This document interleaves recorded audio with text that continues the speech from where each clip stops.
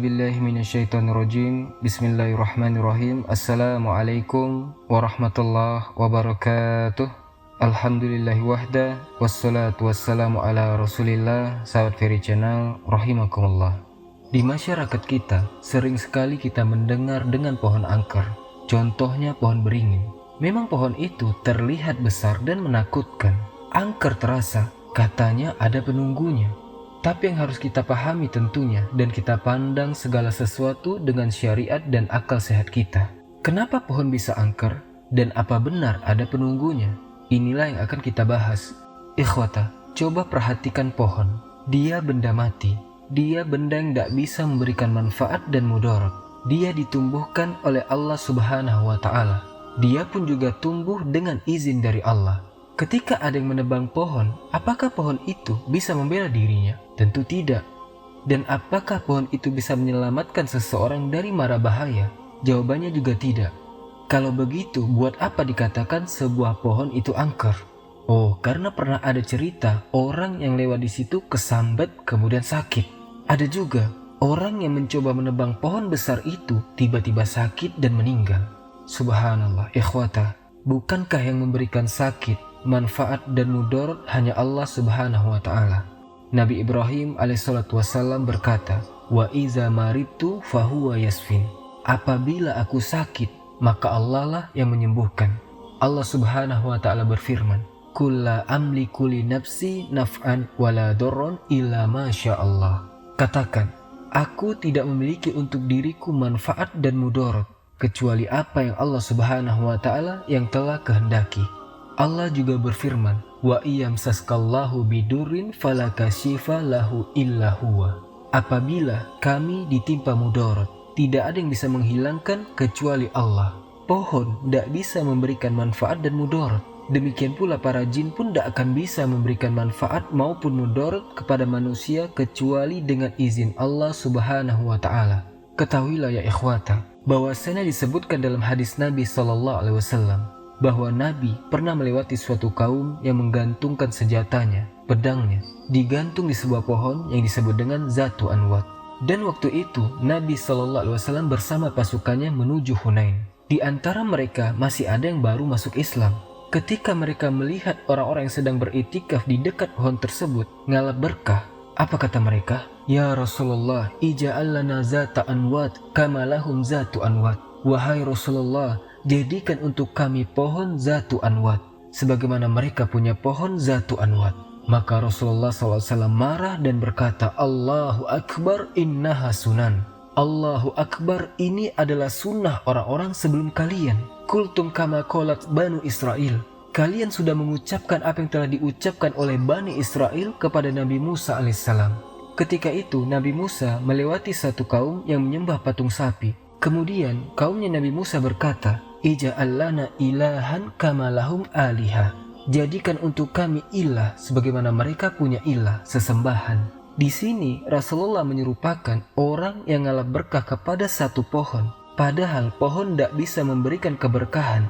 Pohon tidak bisa memberikan manfaat. Pohon tidak bisa pula menolak mudarat. Lalu mereka menggantungkan dengan keyakinan bahwa pohon itu bisa memberikan manfaat dan mudarat dan keberkahan. Berarti dia sudah menjadikan pohon itu sebagai ilah selain Allah Subhanahu wa Ta'ala. Ikhwatal iman, syaitan ingin sekali manusia itu jatuh kepada kesyirikan.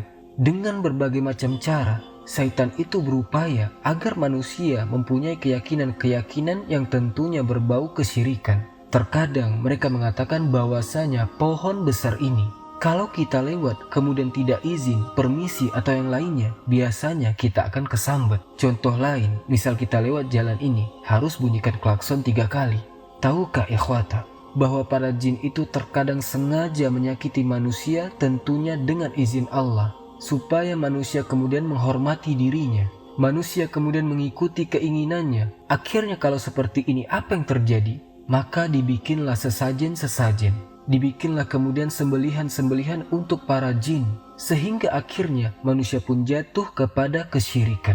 Padahal Nabi SAW bersabda, "La'anallah man zabaha li ghairillah." Semoga Allah melaknat orang yang menyembelih untuk selain Allah Subhanahu wa Ta'ala. Ikhwatal iman rahimani wa rahimakumullah. Kelak di hari kiamat, Allah Subhanahu wa Ta'ala mengumpulkan manusia dan jin. Kemudian Allah Subhanahu wa Ta'ala berfirman, "Wa yauma yahsuruhum jami'an ya ma'sarul jinni qad istaksartum minal insi." Pada hari itu, Allah akan mengumpulkan jin dan manusia di padang mahsyar.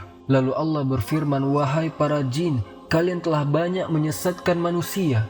Wa qala awliya'uhum minal ins. Lalu berkatalah wali-wali mereka dari manusia, "Rabbana stamta'a baduna bi ba'din."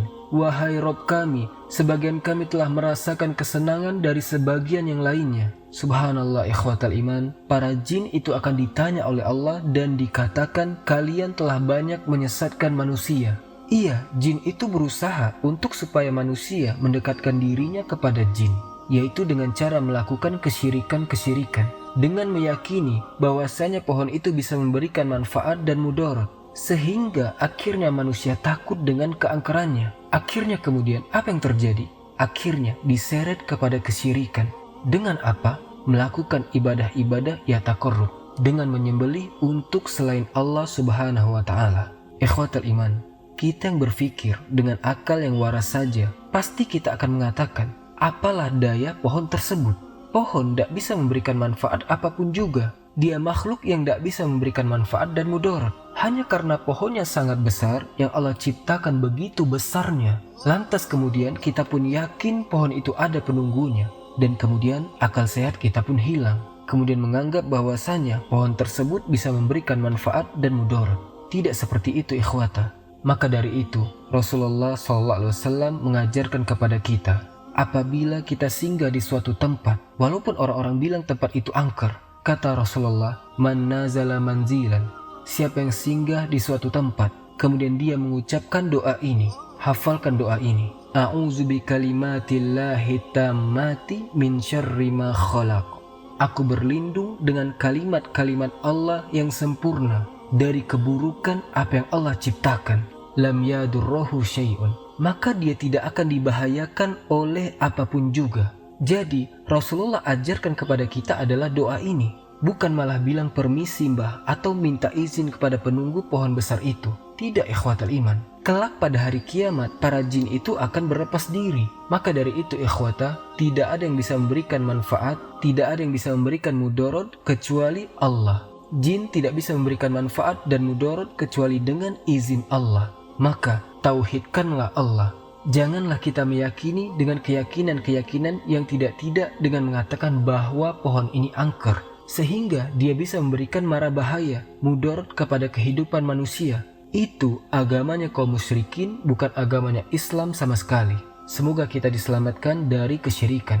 Semoga kita diberikan kekuatan oleh Allah Subhanahu wa Ta'ala untuk senantiasa mentauhidkannya, dan agar hati kita dijauhkan dari was-was syaitan, dan agar senantiasa kita yakin bahwasanya yang bisa memberikan manfaat dan mudarat hanya Allah Subhanahu wa Ta'ala. Subhanakallahumma bihamdika asyhadu an la ilaha illa ant astaghfiruka wa atubu ilaik. Assalamualaikum warahmatullahi wabarakatuh.